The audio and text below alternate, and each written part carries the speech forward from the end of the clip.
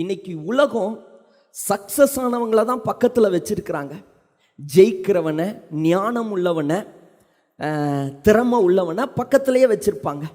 ஆனால் தோத்து போனவனை, உடைக்கப்பட்டவனை, முறிக்கப்பட்டவனை உலகமெல்லாம் தூரத்தில் வச்சிருப்பாங்க. அவனை பக்கத்தில் சேர்த்த மாட்டாங்க. ஆனால் புறக்கணிக்கப்பட்டவர்களை, முறிக்கப்பட்டவர்களை, உடைக்கப்பட்டவர்களை இயேசு அவர் ஏற்றுக்கொள்வார். அவர் பக்கத்தில் வச்சிருவார். அவர் கூட நிற்பார்.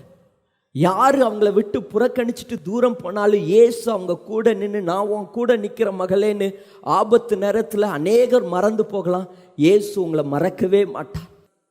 உங்களை புறக்கணிக்கிறவங்களை இன்னும் அதிகமாக புறக்கணிப்பாங்க. ஒதுக்கப்பட்டவங்களை இன்னும் அதிகமாக உலகம் ஒதுக்கப்படும். தள்ளப்பட்டவங்களை இன்னும் அதிகமாக உலகம் சேர்ந்து தள்ளும். ஆனால் இயேசு அவர் நேசிக்கிறவராக இருக்கிறார்.